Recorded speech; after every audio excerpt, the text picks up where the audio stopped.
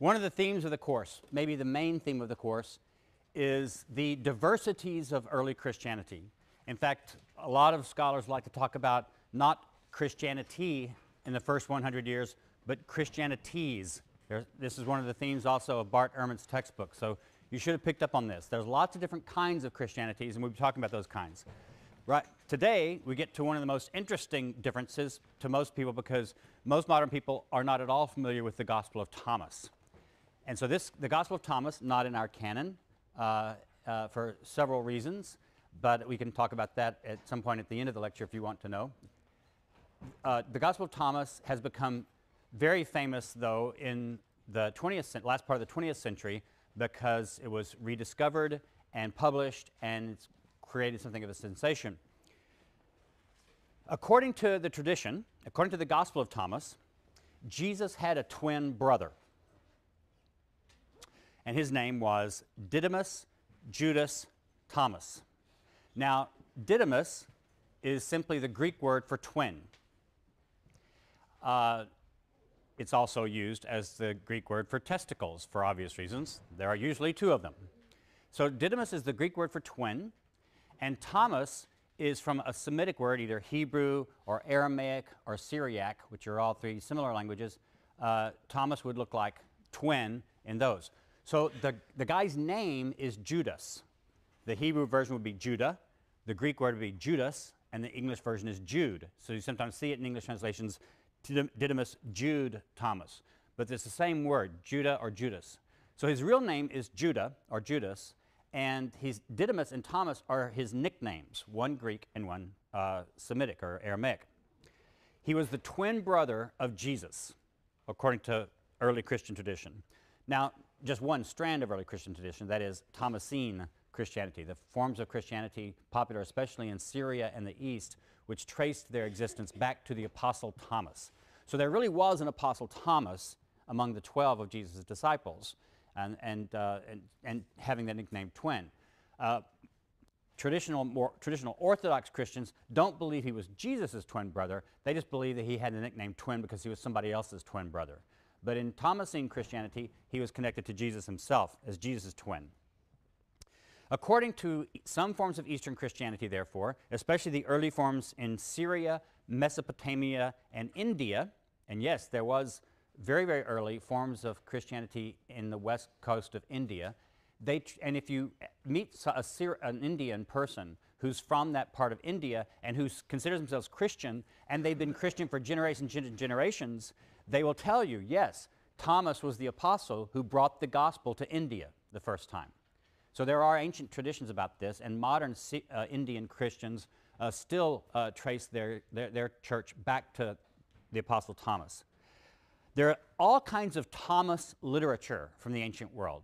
It's not all alike. It doesn't all represent one kind of Christianity or one church or even one region.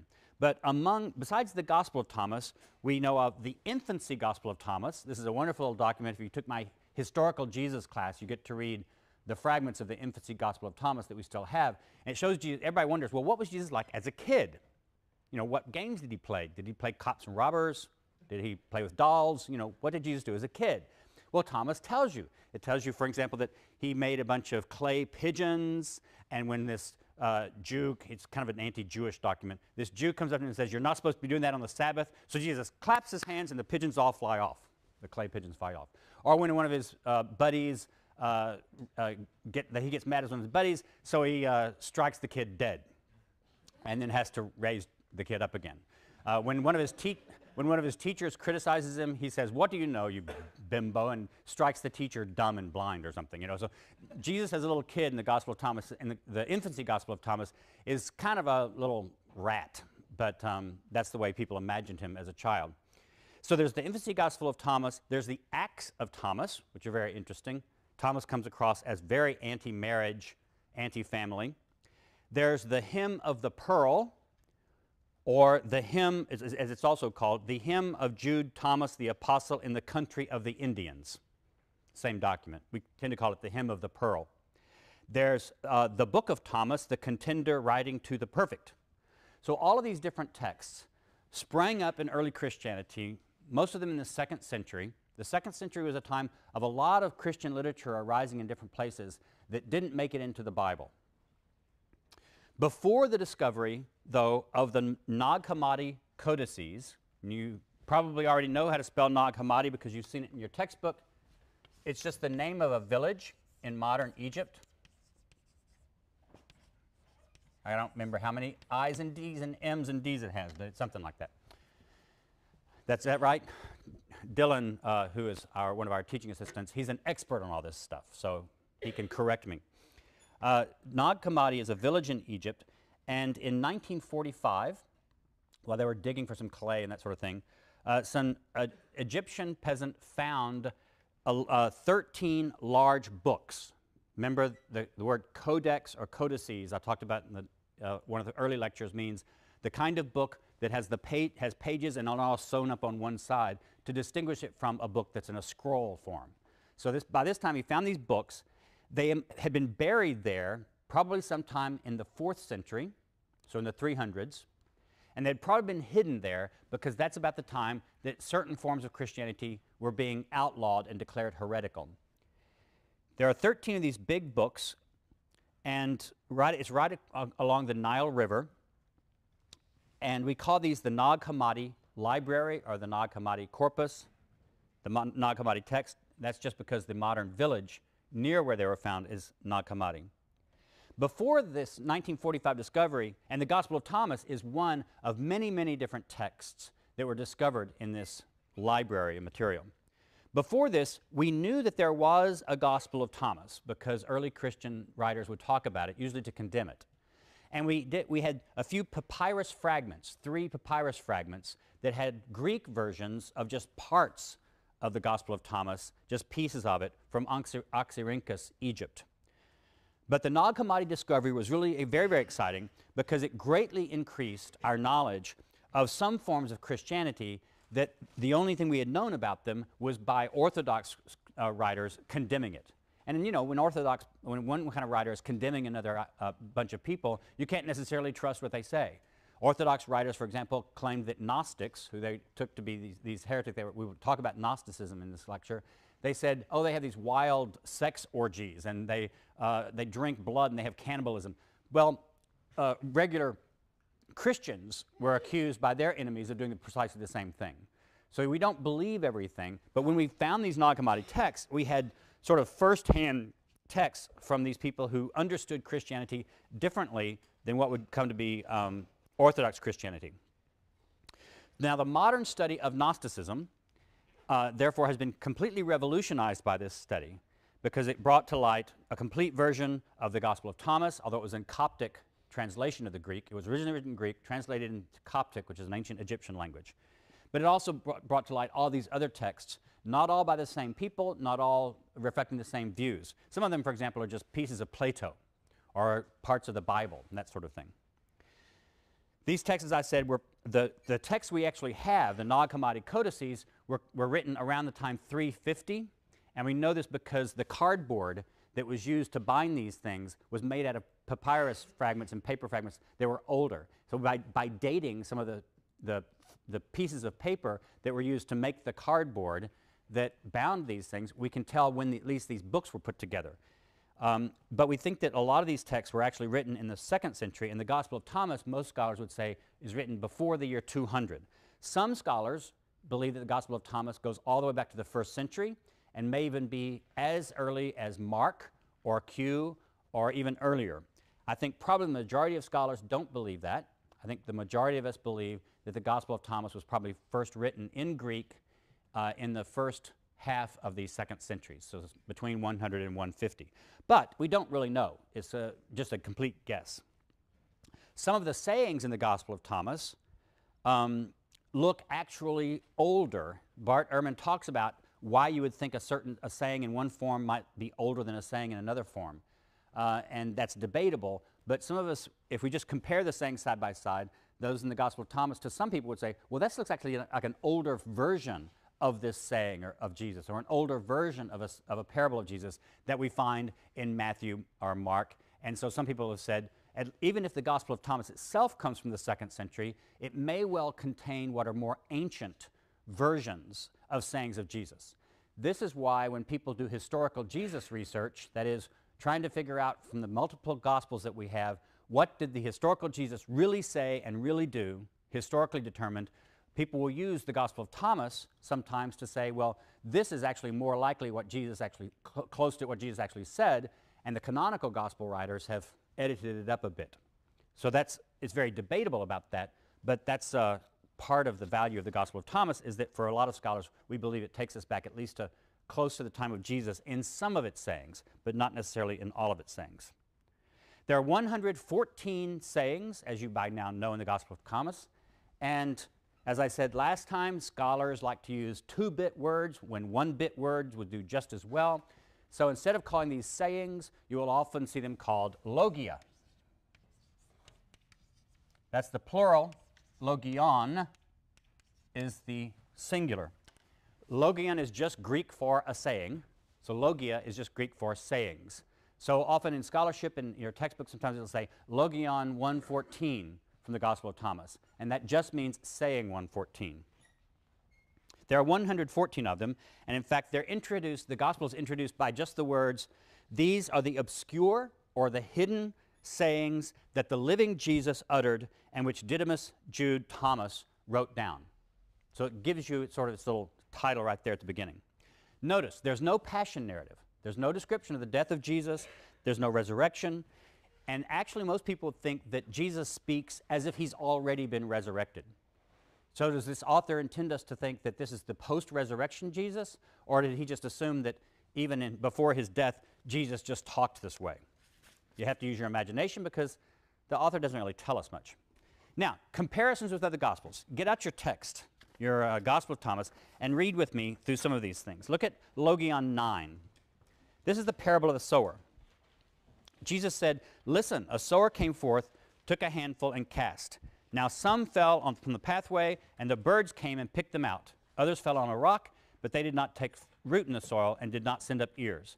Others fell upon the thorns, and they choked the seed, and the grubs devoured them. And others fell upon good soil, and it sent up good crops, and yielded 60 per measure and 120 per measure.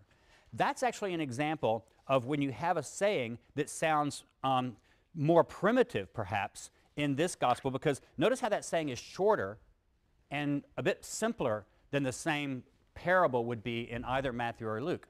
An example of why some people say, well, maybe it's more primitive. That one sounds very, very much like what you've got already in the canonical gospel, so it should sound familiar to you. Look at the number 8 right above that. What human beings resemble is an intelligent fisherman who, having cast his net into the sea, pulled up the net out of the sea full of little fish. The intelligent fisherman, upon finding among them a fine large fish, threw all the little fish back into the sea, choosing without any effort the big fish. Whoever has ears to hear should listen.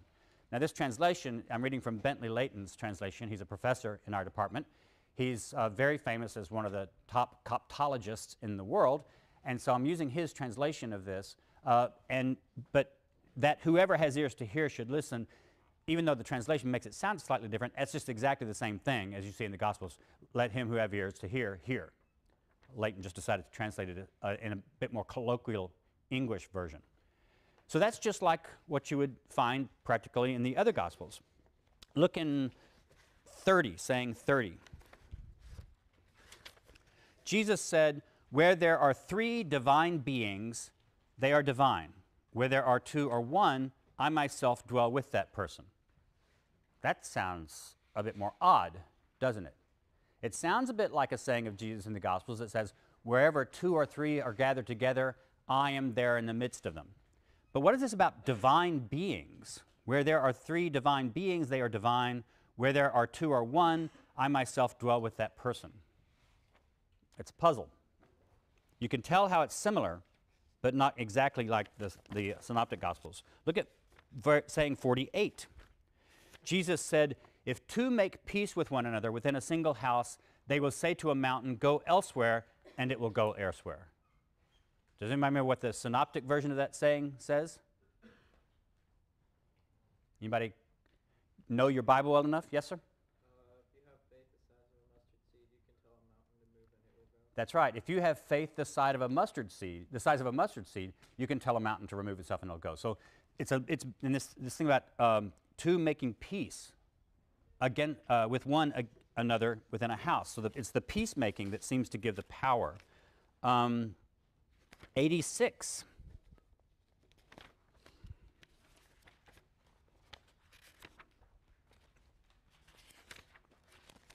Jesus said, "Foxes have their dens and birds have their nests, but the Son of Man has nowhere to lay his head and gain repose."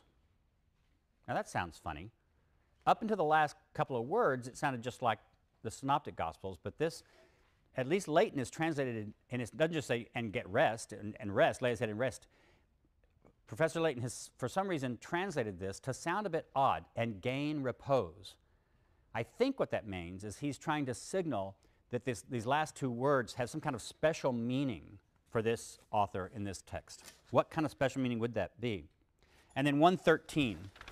These are just examples of sayings that look very much like what we already have seen in the Bible. His disciples said to him, "When is the kingdom going to come?" Now we've got this in the Gospels also in the Bible. Jesus said, "It is not by being waited for that it's going to come.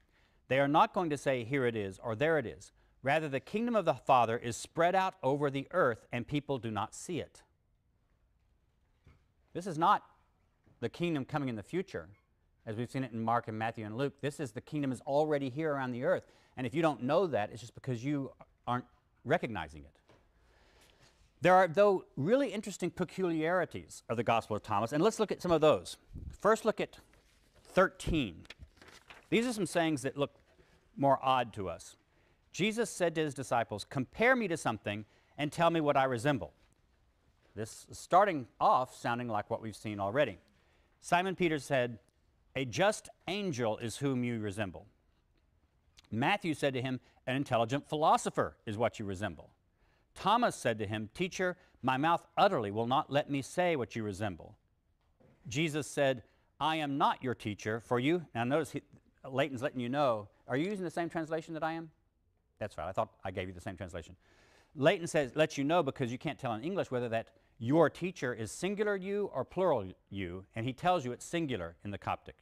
"I am not your teacher." So Jesus is directing this not to all the apostles, but to Thomas in particular, right here. "For you have drunk and become intoxicated from the bubbling wellspring that I have personally measured out." Well, what the hell does that mean?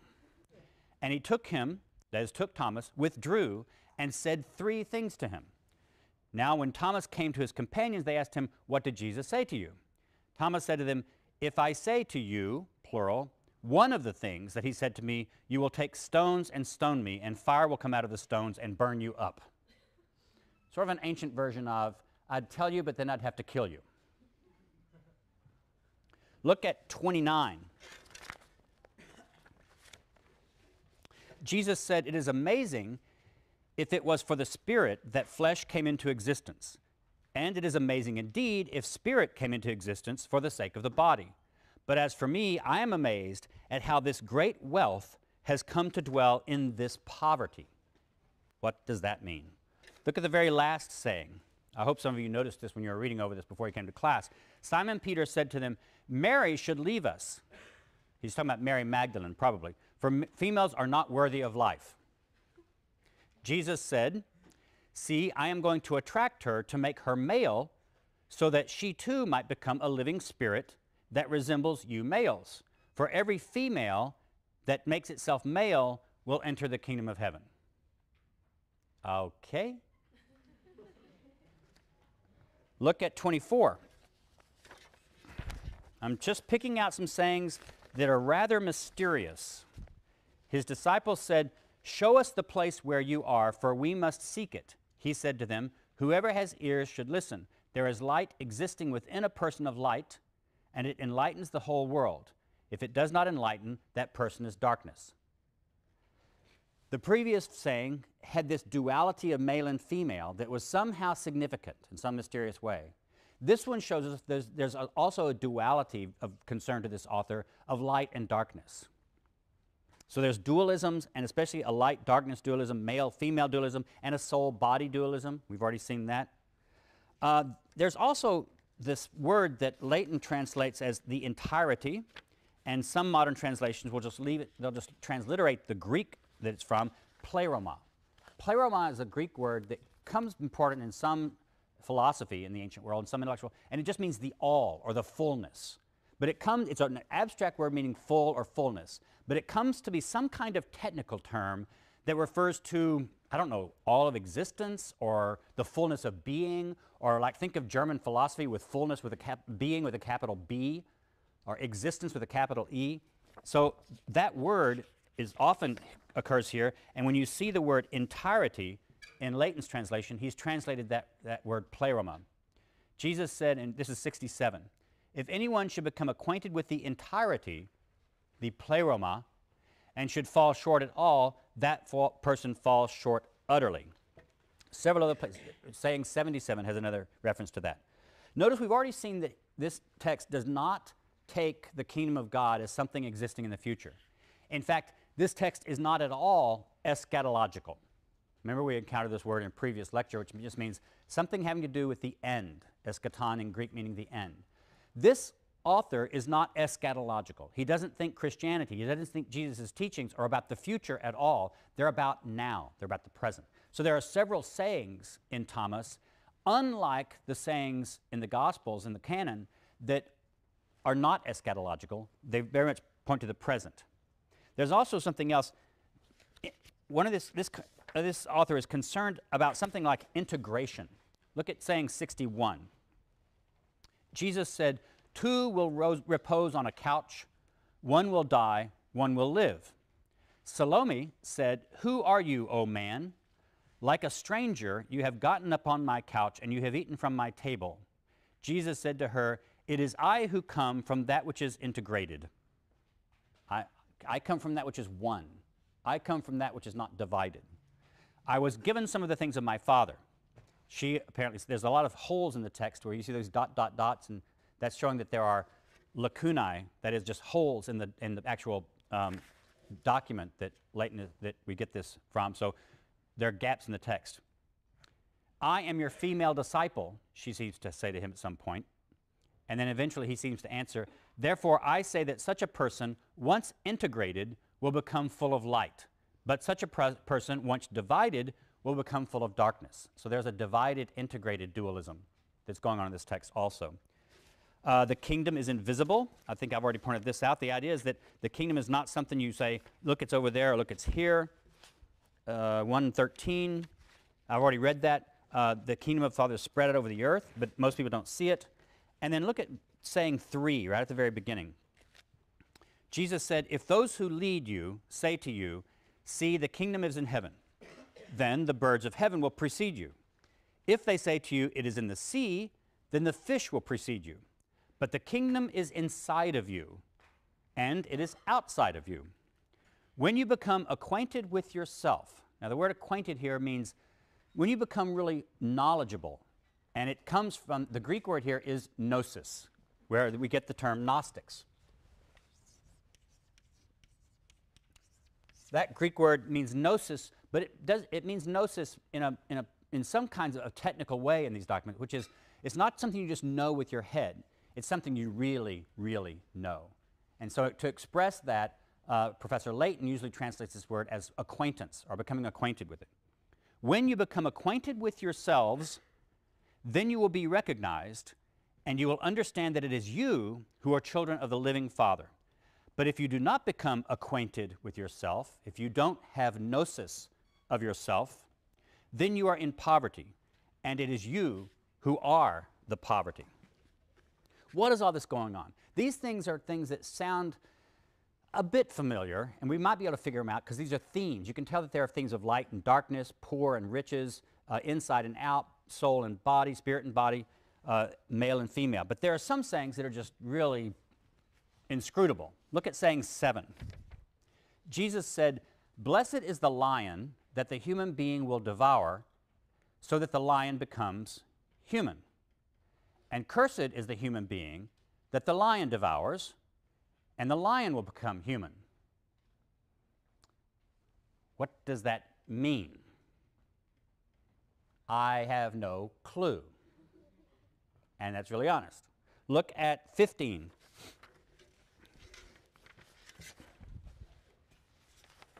Jesus said, When you, and here's a plural you, see one who has not been born of woman, fall upon your faces and prostrate yourselves before that one.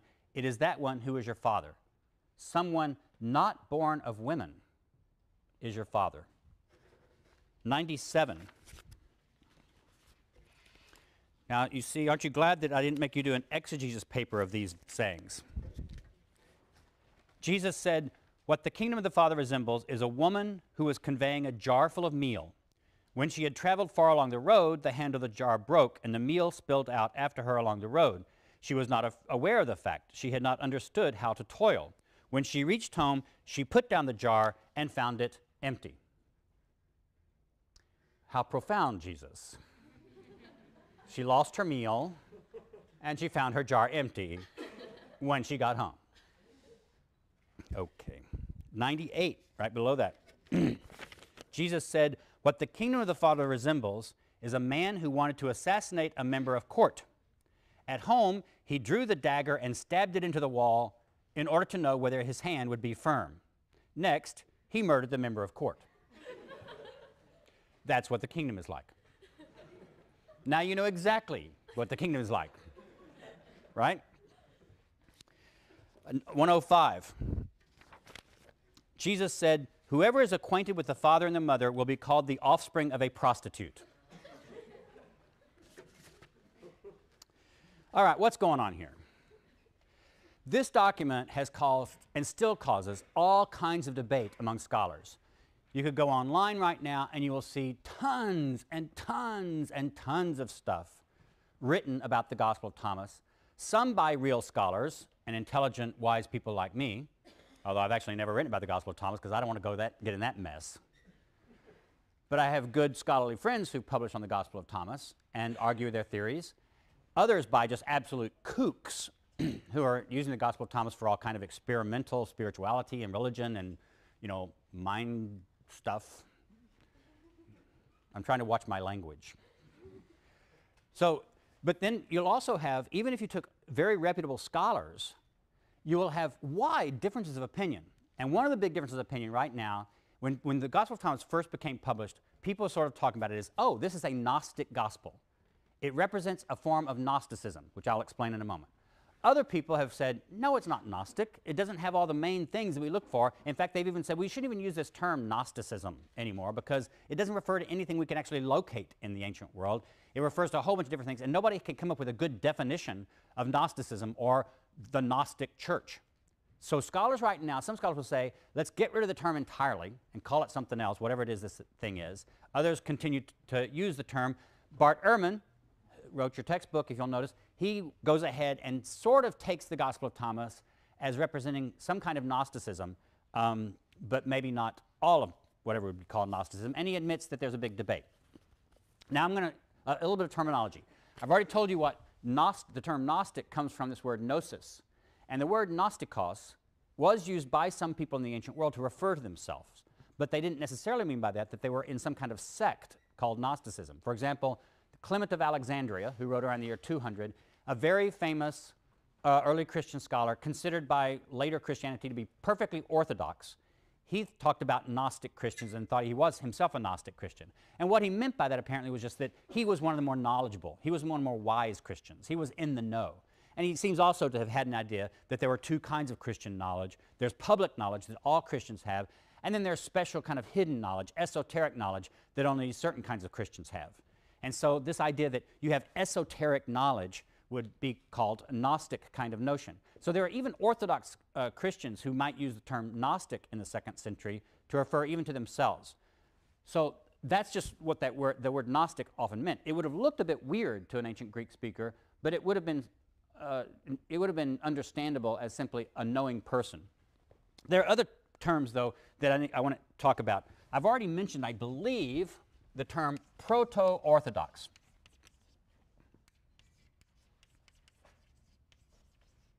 The word orthodox, of course, just means right thinking, right opinion. Ortho, from Greek, right, or true, or correct, or straight. Doxa, meaning opinion or thoughts, or then it comes to mean doctrine, too. The problem with using the word orthodox is that the opposite of orthodox is usually heresy. Eventually, through different church councils in the 4th and 5th and 6th centuries, what counted as Orthodox Christianity became more clearly defined, and then anything that wasn't that could be labeled heretical Christianity, and it was even outlawed at different times in late antiquity. So, for example, the Nicene Creed that proclaims that the doctrine of the Trinity becomes orthodox. Doctrines that say that the Trinity is not true, or that there's not the Holy Spirit and Jesus and the Father, are not orthodox. They're heretical, or sometimes you'll see the term heterodox. Hetero just means other. So it's not ortho, it's other. So orthodox, though, the problem is we can't retroject that term easily back into the 2nd century, because in the 2nd century there are tons of different Christians and tons of different churches that had many different views, and they didn't all agree. Some people were sort of experimenting with the doctrine of the Trinity, but a lot of Christians wouldn't have recognized the doctrine of the Trinity in the 2nd century. Some people believed that Jesus was fully divine. Other people believed, no, he was fully human but not divine. Some people believed he was both. Some people believed he was a mixture of both. Some believed that sometimes he was one, sometimes he was the other. We'll come back to this issue of what did people believe Jesus was, and that's the doctrine of Christology. What do you believe about Christ? But right now, I'm just going to tell you that we call Christians in the 2nd century and the 1st century proto-Orthodox, because we know that calling them Orthodox is anachronistic in this time, because there wasn't two clearly delineable Orthodox and heretical groups or churches. Proto just means earlier than, or the first. So a lot of scholars, Bart Ehrman is one of them, uses this term proto-Orthodox, and all it means is those Christians living in the 1st or 2nd century whose views happened to win out eventually. They happened to hold views that would eventually be the winners in the fight between orthodoxy and heresy, and be declared orthodox or correct Christianity. So proto-Orthodox, there was no Christian running around in the 2nd century calling himself a proto-Orthodox Christian. They didn't know they were proto-Orthodox yet. But their views eventually won out. So these different terms will come over and over again. Proto-Orthodox just means someone who sort of had correct Christological views, that is, correct by later standards, but they held them before these standards had won out in the debate.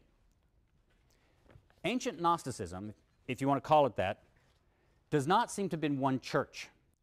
What I'm going to call Gnosticism is an intellectual movement that seems to have been around beginning in the 2nd century, certainly, and becomes important through the 2nd, 3rd, and 4th centuries.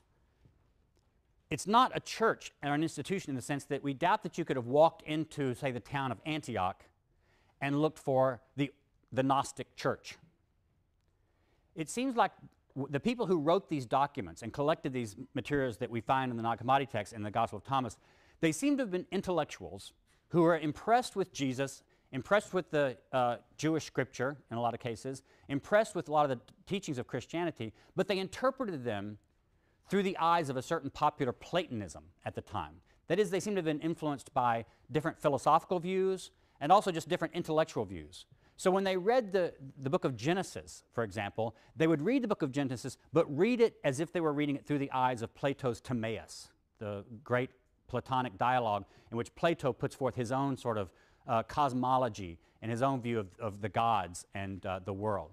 So some of their writings sound like they were reading basically good scripture, but reading it through the eyes of certain kinds of philosophy. And so what we've come to call Gnosticism in the ancient world is a range of ideas that may have been actually embodied in particular people, or it may have been that some of these just intellectuals were just playing around with ideas and writing them up in books and having reading clubs where they got together every Monday night, and drank some beer and talked about their Gnostic ideas.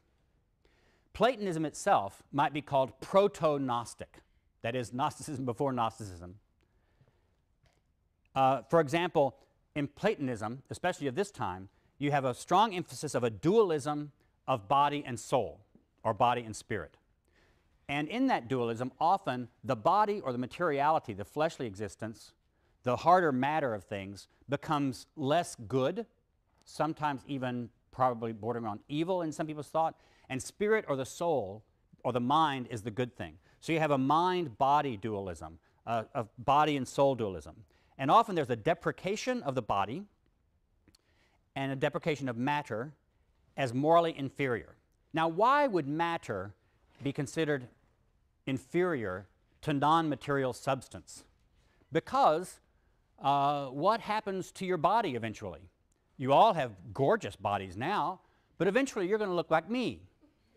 Your hair's going to fall out, your ear's going to get too big, your nose won't stop growing, and then eventually you'll even get beyond me, and you'll die, and you'll rot, and you'll disappear. The body is material, and the ancient thinkers all knew that matter passes away. Anything that is material is going to pass away and be destroyed and be gone. But things that are not material, like ideas, an idea, the great thing about an idea is that it never need die. So the spirit or the soul in Platonic theory was superior to material stuff because, and it was the only thing that could live forever, be infinite. They also sometimes you see, especially in later Platonism, the idea that not only is the body temporary, not eternal, and passing away, but the body is also a prison because your spirit, they believed, wants to get out of the body. Aren't you frustrated that you can't just escape your body and go off and go someplace else for a while and zoom out of your body and go to Argentina for the weekend? You know, not have to pay for airfare? Or, you know, so the idea was that the body imprisons your spirit and your soul. And this comes to be a part of Platonism at the time. So what scholars will call basic Gnosticism includes some basic themes that they hold in common. First, the world itself, which is material, is evil. Salvation, therefore, from the world must be escape from this physical world into something else. Gross materiality is not only temporary in some texts, but even bad. It's evil. And salvation, therefore, must be the knowledge of how you, that is the real you, your brain, not your brain, your mind or your soul or your spirit, not your body, that real you is existing in this material body, but salvation will be if it can learn how to escape the body and escape materiality. Salvation will become by knowledge, and that knowledge is a secret. Not everybody knows it. So only a few people know it. The content of this knowledge is related to human origins and destination. So sometimes you get these elaborate myths developed in some of these texts. Let's say that the supreme God is, in fact, has no name, is not a particular thing. It's this thought. It's just thinking. It's just abstract thinking. That thinking thinks. Well, what does the thinking thing think? The thinking thinks thoughts. Those thoughts start becoming emanations out of the thinking. And then those emanations think and emanate, and those become lesser beings still. And so the different divine beings, there are lots of divine beings that exist in the universe, and by thinking and being, they emanate inferior forms of being after themselves. And eventually, what happened is those inferior forms of being get less good and less like the most ultimate being. And one of them, according to one myth, Sophia, which means wisdom, it's a female name, but it also means wisdom. Sophia decides she wants to emanate, and she's supposed to do that with a male consort, because by this time these beings have male and female versions of themselves. She's supposed to only emanate or procreate by doing so with her male consort. She decides she wants to be like the supreme God and be able to emanate on her own. So she puts out a being on her own. In other words, she sort of gives birth without needing a man. Just the divine principle. Well, of course, when you do that, you end up with a monster. So the being that came out of Sophia ended up being a clumsy, maybe evil god. All of these are divine beings. That god decided at some point he wanted to create things, and so he didn't really do it very well. So he made our earth. He made the world as we know it. He made little human beings like you, just out of dirt and clay. And that's why, you know, we were all creation, not of the supreme God who would do nothing imperfect, but of some stumbling or evil, at least clumsy God who made us. That explains why, you know, things go wrong. Why is it that my arthritis acts up all the time? Couldn't God have made a human body that didn't have arthritis? Well, it's because the supreme God didn't make this body. The evil, clumsy God made the body. This happened, and so the world that we created, when you read in Genesis, it says God created the world, that's not the highest God. That's some clumsy God down further on the hierarchy of divine beings in the universe. That God created what we are. Now, what happened was at some point, either Sophia or some other beings, they got sorry for all of us clay-like mud people. And somehow a little spark of the divine itself either fell down or got cut up or put in our bodies, or God placed in our bodies or blew it into our bodies. But at least some human beings, not all human beings. In fact, human beings are in different categories. There's, the really low human beings like undergraduates. Then there are beings who are a little bit higher like graduate students. And then you have the supreme beings, Gnostics, like professors. So the true Gnostics, so it's not really like undergraduates and graduate stuff, because some of you could be Gnostics. You would be the ones who really have a real spark in you, a spark of the divine. That spark of the divine wants to escape the mud body that it's trapped in. But you probably don't even know that you're really a spark trapped in a mud body until somebody comes along and tells you. And that's the job of the Redeemer. That's what Jesus did. Jesus was a Redeemer from the supreme God who comes in to find those people who have a spark of the divine in them, to blow on that spark, to get it going, and to get you to remember where you came from. You're not a mud body after all. The real you came from God himself, God's very self, the supreme God. So the true message of Christianity, according to these guys, is to learn who you are, where you came from, so you can escape the body and get back to your true origin. That is, you will become one with God again. And this was expressed in a poem by Theodotus. It went like this: who we were, what we have become, where we were, whither we were thrown, whither we are hastening, from what we are redeemed, what birth is, what rebirth is. Okay, now you answer the riddle. It's a poem riddle. Who we were. If you're a Gnostic, who were you? Answer. Divine being. Thank you. See, it's not hard. I'm not answering questions. I'm just trying. You'll remember this better if you answer. What have you become? Mud, entrapped in a dead body, entrapped in materiality. Where were you? Heaven, with the Divine Father, with God. Whither we were thrown. Where have you been thrown? Into the earth, into the world, into materiality. Where are you hastening? Where are you going in such a hurry? Back to the divine God. What are you redeemed from? You're redeemed from Jesus? The material world. You're redeemed from being embodied. What is birth? In this system, what is birth? Damnation, death. When you're born, your spark is entrapped in your body.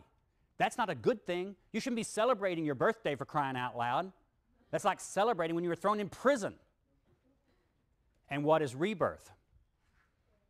Death, or learning your true self. Learning that the true self won't die at all.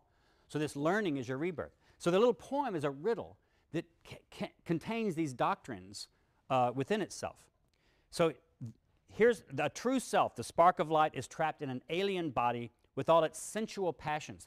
Sex, therefore, sensual desire, erotic desire, is a bad thing, it's an evil thing, because you're just trying to trap more sparks into more mud bodies. You're just creating more sparks trapped in mud bodies when you have sex. Evil powers exist, all the different gods that were emanated, a bunch of those are evil, and they fly around the sky in the heavens, and they try to keep the true self asleep or drunk in order to keep the evil world together. In other words, they don't want you to learn, and they don't want your spark to be able to fly through.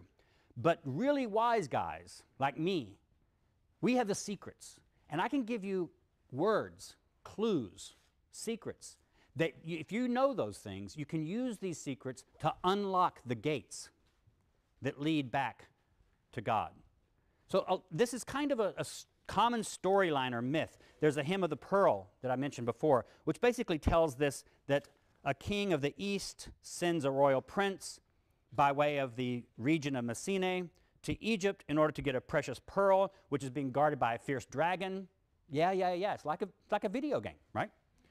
The prince is poisoned, or actually drugged would be a better accurate translation, and made intoxicated by the Egyptians. But he, the prince, is awakened by a message from the king.